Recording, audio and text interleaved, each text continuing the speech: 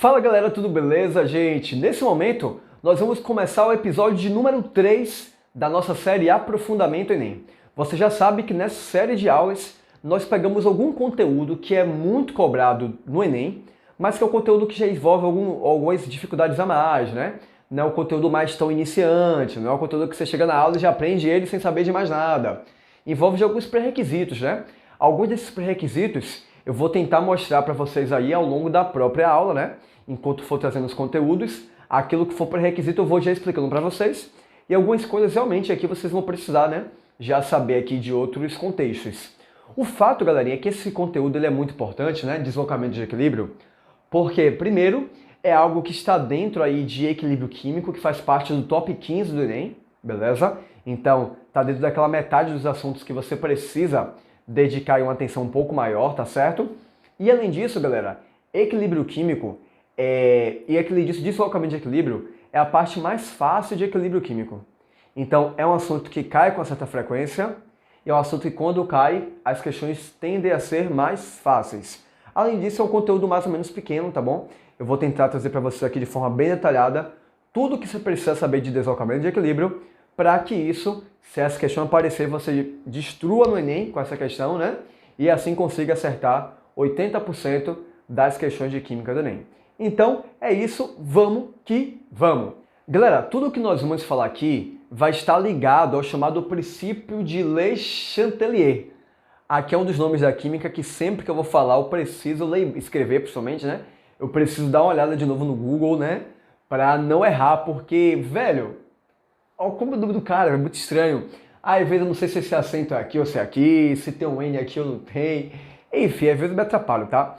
Que nem o nome de Arrhenius. Arrhenius, velho, é difícil lembrar que é A-R-R-H-E, porque são 3 consoantes juntas. Que absurdo é esse, Arrhenius? Enfim, então, o princípio de Le Chatelier é um princípio que vai ser bem importante, tá certo? E que vai ter várias aplicações. Ele vai ter a ver com o conceito de equilíbrio químico. Olha só, aqui a gente vai dizer que o princípio de Le Chatelier, né? Ele diz que quando o sistema está em equilíbrio, e esse sistema em equilíbrio é perturbado, ou seja, ele sofreu alguma perturbação, ele tende a se modificar para dissipar a perturbação. Então o sistema estava em equilíbrio, houve uma perturbação desse sistema, e ele tende a se modificar para dissipar aquela perturbação e voltar ao equilíbrio. Sabe quando você está aí no equilíbrio e tipo, alguém vai lá e tira você do seu equilíbrio e você vai lá e tenta fazer o que for necessário para voltar para o seu equilíbrio? Então, é só uma analogia, tá? Mas alguém pode não saber o que é equilíbrio químico, né? Então, galera, entenda que equilíbrio químico é a condição de um sistema, em que a reação direta e a reação inversa estão numa mesma velocidade. Então, só para lembrar, né? Uma reação direta é o quê? Tem substância dos reagentes, suas moléculas estão colidindo entre si, formando os produtos. Mas também tem a reação inversa, ou seja, os produtos formados eles também podem colidir entre si, dando origem aos reagentes. Então, quando isso acontece, né? Reagente virando produto, eu digo que é reação direta. Produto virando reagente, eu digo que é reação inversa. Quando essas duas reações estão na mesma velocidade, o sistema está em equilíbrio. Essa é a tendência normal de qualquer sistema químico. Assim, qualquer não. Existem situações em que o sistema não atinge o equilíbrio, mas de forma geral, a gente vai dizer que isso é o natural, tá? Os sistemas, eles entram em equilíbrio. Só que, galera, o que acontece é que, apesar de naturalmente os sistemas entrarem em equilíbrio, algumas modificações no sistema, né? Você pode, por exemplo, dar um exemplo aqui clássico, tá? Mudar a temperatura do meio. Isso tira o sistema do equilíbrio. E aí, o sistema que saiu do equilíbrio, ele tende a modificar um pouco, seja favorecendo a reação direta ou favorecendo a reação inversa, de uma forma que aquela perturbação que foi criada ali, ela seja dissipada. E quando você dissipa aquela perturbação, o sistema volta para o equilíbrio. Em resumo, galera, a gente faz isso, a gente pensa nisso aqui porque essas perturbações, elas podem ser intencionais, porque você pode ser interessado justamente na modificação do sistema. Às vezes o sistema entrou em equilíbrio, mas você quer que ele saia do equilíbrio para ficar de uma forma que é diferente do que você tem naquele momento. Então você pode provocar uma perturbação naquele sistema para favorecer o sentido direto da reação ou o sentido inverso da reação. Então a gente vai comentar agora, nesse momento, quais são esses fatores que podem ser usados para perturbar um sistema em equilíbrio e como é que será essa modificação do sistema em equilíbrio e como é que nem pode cobrar isso de você. Galera, o primeiro fator que pode ser usado aqui para perturbar o equilíbrio e favorecer o sentido direto ou inverso é a concentração dos reagentes ou concentração dos produtos. Beleza? E aí, para ficar claro, né, o que eu vou mostrar para vocês, eu vou pegar uma reação aqui, que é uma reação que sempre é escolhida para falar de equilíbrio químico, porque ela é uma reação que os conhecimentos sobre deslocamento de equilíbrio foram muito importantes para que essa reação aqui ela acontecesse de fato, que é a reação de formação da amônia, tá bom? A amônia, para quem não sabe, é o NH3, tá certo? Então isso aqui é a reação de formação da amônia, então tem aqui gás de nitrogênio reagindo com gás de hidrogênio formando o gás amônia, tá certo? E modificar a concentração, seja do gás de nitrogênio, seja modificar a concentração do gás hidrogênio, seja modificar a concentração do gás amônia, isso tudo pode perturbar o sistema que está em equilíbrio. Porque eu disse para vocês que o sistema em equilíbrio quer dizer que a velocidade da reação direta está igual à velocidade da reação inversa. Só que a velocidade da reação, galera, depende da concentração das substâncias envolvidas ali. Quando você altera a concentração de uma substância, isso acaba perturbando o equilíbrio. Porque uma das reações fica com a velocidade maior ou menor. E quando isso acontece, isso vai favorecer o sentido direto ou inverso. Tá certo? Então, vamos mostrar isso aqui à luz do princípio de Le Chatelier. Vamos pensar que você realiza o aumento da concentração do reagente. Que reagente, prof? Qualquer dos dois, seja o N2, seja o H2. Tá bom? Houve aqui aumento da concentração de reagente. O que vai acontecer? Galera, a perturbação nesse caso foi o quê? O sistema estava em equilíbrio e você colocou mais do H2 ou mais do N2. Bora pegar como exemplo que eu botei mais do N2. Porque na prática assim que eles fizeram, porque o N2 está mais disponível, já que ele é o principal gás da atmosfera. O hidrogênio já é mais difícil de obter. Então, pega ali o gás N2. Aumentou a concentração dele. Essa é só perturbação. Você tem que pensar como é que você vai dissipar essa perturbação. A perturbação não foi aumentar a concentração de N2? Como é que dissipa então a perturbação? Você precisa tirar N2. Se a perturbação foi botar mais N2, como é que eu dissipo essa perturbação? Tirando N2. E como isso é feito, prof? Galera, é muito simples. Isso é feito favorecendo a reação direta. Porque na reação direta, deixa eu ver aqui D para vocês lembrarem, né? E aqui I de inversa. Na reação direta, o N2 se converte em NH3. A perturbação não foi que aumentei o N2? Então eu quero tirar N2, né? Como é que eu faço? Favorece a direta que o N2 vai virar NH3. Então por isso, toda vez que aumenta a concentração de um reagente, acontece o favorecimento do sentido direto da reação. Favorece o sentido direto, tá? Deixa eu botar aqui, favorece direta. Repara, galerinha, que isso aqui é uma forma do sistema, né? Ele sai do equilíbrio dele e agora ele vai tentar favorecer a reação direta para consumir o N2 que ele botou a mais e com isso voltar para a situação de equilíbrio em que a velocidade da reação direta e inversa está igual. Isso aqui também às vezes no Enem é chamado de, ele diz assim, deslocou para a direita. Deslocou para a direita, galera, ele quer dizer que favoreceu o produto, tá? Então, favorece a direta, favorece o produto, deslocou para a direita, é a mesma coisa. Direita porque se usar para a equação, os produtos estão na direita, os agentes na esquerda. Então, favorece reação direta. Ou desloca para a direita, o Enem quer falar a mesma coisa, tá bom? Você também poderia aumentar a concentração do produto. Você poderia botar mais NH3. Qual é a consequência disso? O produto, né? A perturbação foi que você aumentou o produto. Como é que eu dissipo a perturbação? Tirando o produto. Como é que eu tiro produto, prof? Você tira produto na reação inversa, galera. Porque na reação inversa, o NH3 ele é consumido formando N2H2, sacou? O NH3 na reação inversa ele é consumido virando N2H2.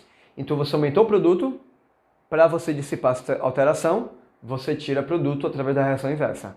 Então, aumentar produto favorece a reação inversa. Aí alguns vão dizer que inversa, alguns vão dizer que aqui é deslocar para a esquerda, tá?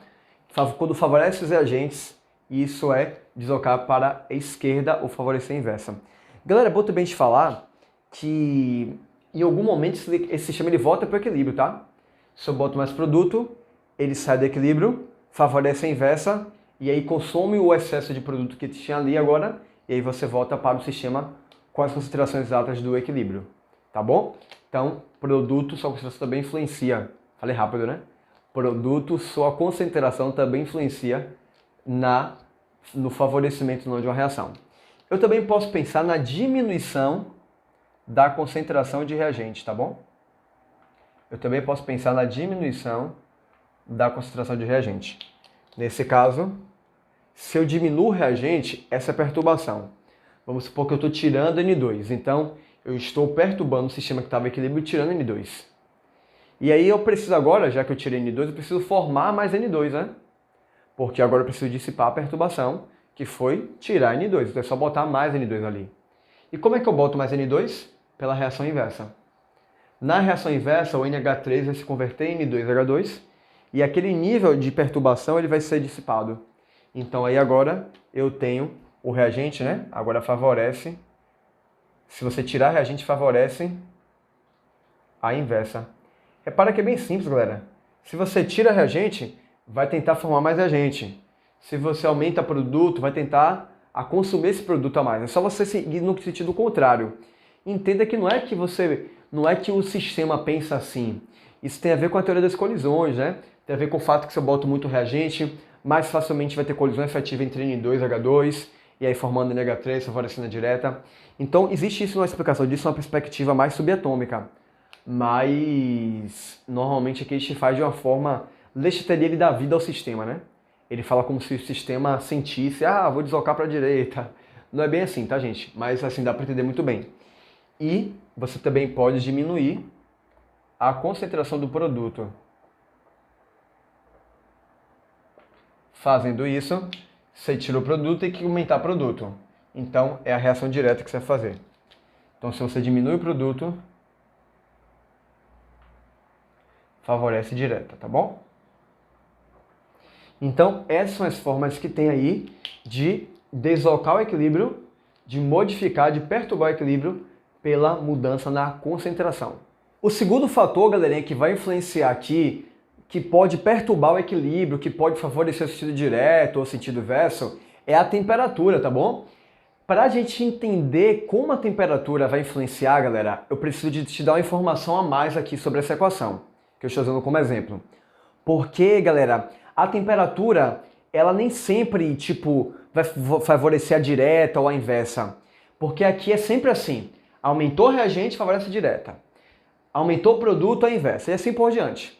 Agora a temperatura, se eu aumentar ou diminuir, só por isso não é suficiente para você saber se favorece de reação, o sentido direto ou inverso. Você precisa, galera, fazer sempre uma análise do ΔH de uma reação para saber como ela se comporta em relação à temperatura. Ok? Então, aqui essa reação especificamente que estamos trabalhando apresenta um ΔH igual a menos 92 kJ por mol. Beleza? Se eu não estiver enganado. Esse é o ΔH dessa reação. Galera, repara, essa é uma reação exotérmica, né? ΔH é negativo. É uma reação exotérmica. Beleza?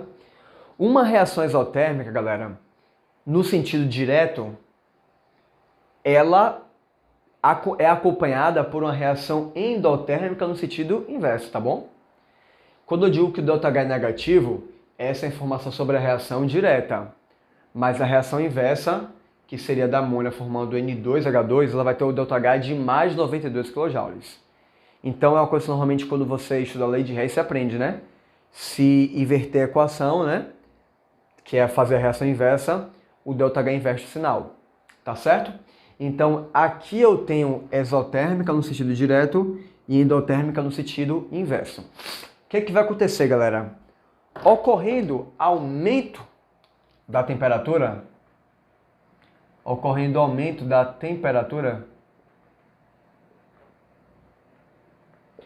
o que vai ser favorecido?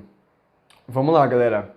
Aí aqui a gente tem mais de uma forma de pensar nisso, tá? Eu vou trazer de uma forma que eu acho que é mais fácil de você lembrar e de memorizar, e depois eu vou trazer para vocês uma forma que tem mais a ver com o princípio de Le Chatelier, tá bom? Galera, quando a temperatura é aumentada, pensa comigo, é mais fácil acontecer uma reação que quer absorver calor, ou é mais fácil acontecer uma reação que quer liberar calor? O que é mais fácil? Pense em você, tá? O que é mais fácil acontecer contigo se você estiver num local que a temperatura está aumentando? É mais fácil você absorver calor ou mais fácil ele perder calor? Aí você deve dizer, né? Não, é mais fácil absorver calor. E é verdade. Quanto maior a temperatura do meu, mais fácil é absorver calor. Então, por isso, aumentar a temperatura favorece o sentido endotérmico. Favorece o sentido endotérmico. Nesse caso aqui, gente, como eu disse, a endotérmica é a reação inversa. Porque como a direta é exotérmica, a inversa é endotérmica. Mas observe, galera, que isso aqui é nessa reação especificamente. Não é para você gravar que aumentou a temperatura favorece o direto, ou o inverso. Não é. Aqui favorece o inverso, porque o direto é exo e o inverso é endo. Mas o critério não necessariamente vai ser seguido em todos os casos. Mas é seguido em todos os casos o quê? Que se aumentar a temperatura, favorece o endo. Aí você vai ter que olhar o ΔH ali para ver qual é o sentido endotérmico e qual é o sentido exotérmico. Então não pode esquecer disso, tá? Por outro lado, galera, se ocorre a diminuição da temperatura,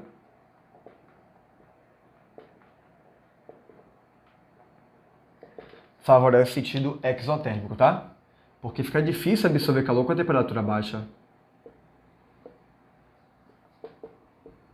Mas liberar calor vai ser de boa, tá? Então, aqui só para reforçar, tá bom? Você analisa a temperatura sem ficar se perguntando se é o direto ou o inverso. Você vai olhar primeiro se favorece o endo ou o exo, e depois procura qual é o endo e qual é o exo, tá certo? Então isso aqui é só para concentração que a gente usa isso de gravar reagente, produto, direto e inverso, tá bom? Aqui tem que analisar o ΔH. Ok, galera? Então, essa é a influência da temperatura também no equilíbrio. Pensando aí um pouco mais no olhar do princípio de Le Chatelier, galera, eu não sei se você sabe, mas um processo endotérmico é um processo que acontece com diminuição da temperatura do meio. Então, apesar do processo endotérmico, isso às vezes parece contraditório na cabeça de alguns alunos, né? Mas eu não vou me aprofundar um pouco nisso nesse momento aqui não. Mas quando o processo endotérmico ocorre, a temperatura do meio ela diminui. Então, por exemplo, quando a gente transpira, o objetivo é que a água vaporize, que é um processo endotérmico. E como é o processo endotérmico, diminui a temperatura do nosso corpo. Então, o processo endotérmico diminui a temperatura, tá? Se isso estiver estranho para você, não se preocupe que, pelo que eu expliquei anteriormente, já é suficiente para você entender. Mas então, pensando agora, olhando mais para o princípio de Le Chatelier, né? Se aumentar a temperatura foi a perturbação, como é que eu dissipo? Diminuindo a temperatura. Como é que eu diminuo a temperatura? Com o processo endotérmico. Se a perturbação for diminuir a temperatura, como é que eu dissipo a perturbação? Aumentando a temperatura. E como é que aumenta a temperatura? Com o processo exotérmico, beleza? Então esse é um olhar também que você pode ter para lembrar aí da influência da temperatura. E galera, o último fator aqui que vai interferir no equilíbrio, que pode deslocar o equilíbrio, é a pressão. Ok? A pressão, galera, vai ter uma relação com sistemas gasosos, ok? Olha só, pense que você aumenta a pressão. Aí você já sabe, se a perturbação foi aumentar a pressão, como é que dissipa a perturbação? Diminuindo a pressão. E como é que eu diminuo a pressão? Com menos gases. Se eu coloco um sistema com menos gases, eles exercem menor pressão e dissipam aquela perturbação. Pensei comigo, galera. Aqui no reagente eu tenho gás de nitrogênio e gás de hidrogênio. Repara que a proporção é de que tem mais gás no reagente do que no produto. A cada 4 mol de gás no reagente, produz 2 de mol de gás no produto. Quer dizer, a quantidade de gás, a concentração dos gases no produto é a metade. Então, se eu tenho menos gás no sistema, a pressão exercida vai ser menor. Então, repara, se eu aumento a pressão, eu quero diminuir a pressão. E como é que eu faço para diminuir a pressão? Favorecendo no sentido que tem menos gás. Aqui que tem menos gás aonde? No produto. Mas depende de cada reação, sabe? Mas o fato é que aumentando a pressão favorece o sentido com menor número de mols de gás. De mols de gases. Então, se aumentou a pressão, nesse caso aqui favorece a reação direta, que é aquela que tem menos gás. E como tem menos gás, esse seria a menor pressão, e aí você consegue ter esse deslocamento aí do equilíbrio, tá bom? Você consegue dissipar a perturbação. Então, aumentar a pressão, o que aconteceria? Favoreceria na prática direta. Mas não grave que se aumentar a pressão, favorece a direta. Grave que se aumentar a pressão, favorece onde tem menos gás, que nesse caso é a direta. Então, repare que assim como a temperatura, aqui você tem que analisar a equação especificamente, tá bom? Quando ocorre diminuição da pressão, aí você vai enxergar isso aqui como a sua perturbação, aí você dissipa a perturbação aumentando a pressão, então aumentando o número de mols de gás. Nesse caso, tem mais gás no reagente, mas não obrigatoriamente, como eu já disse, né?